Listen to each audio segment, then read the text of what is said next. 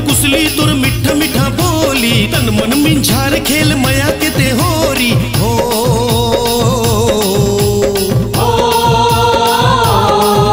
अरे आय रे मुर कुसली तुर मिठा मिठा बोली, तन मन मिंझार खेल मया के ते होरी हो।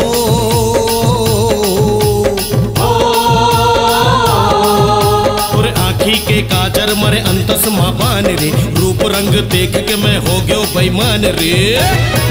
संगी फागुन छागे रे, आजा होरी आगे रे।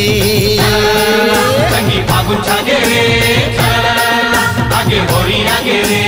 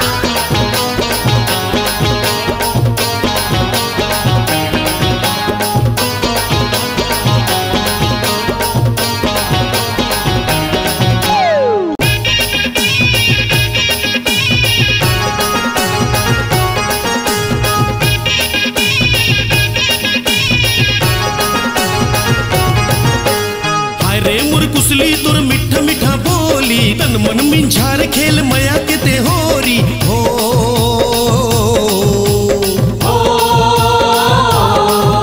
अरे हाय रे मुर कुसली तुर मिठा मिठा बोली, तन मन मिंझार खेल मया के ते होरी हो।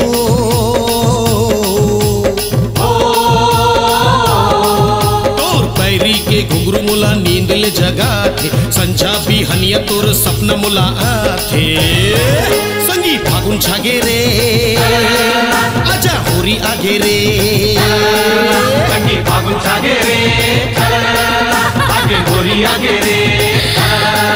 संगी फागुन छागे रे, आगे होरी आगे रे।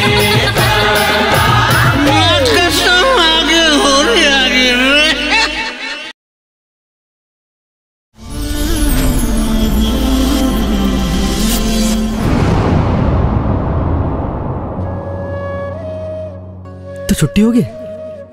नहीं, 1 घंटा बाद हुई। अभी तो मैं स्कूल जाऊँ।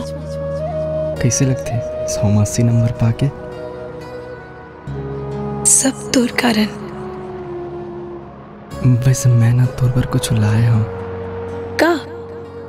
आँखी में तोर चेहरा बसे है, दिल माँ है तोर नाम।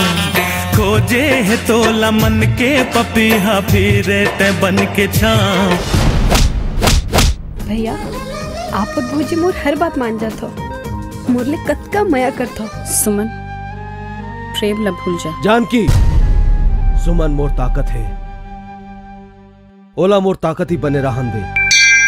नहीं भैया, ओला भुलाए बर दुनिया के कोनो ताकत मोर मदद नहीं कर सकी। चरण चरण जपना, पराया माल अपना।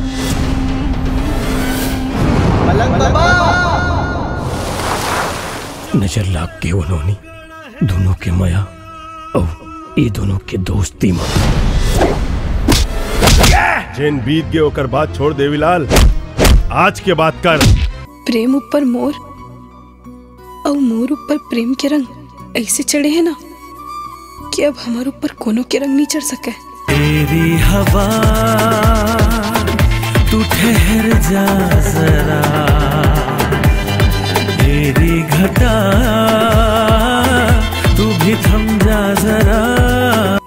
इंतजार करूं। मुझे पूरा यकीन है कि तक कामयाब होके लौटबे।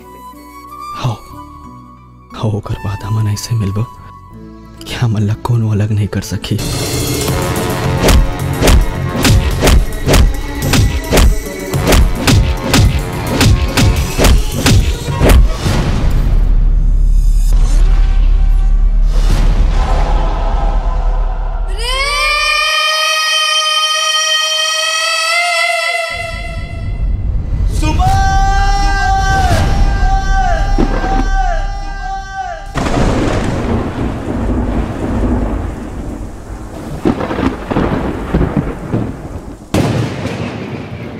जब सुमन मोर सामने आई ना, थोड़ा बताए की जरूरत नहीं पड़ी कि वो सुमन है।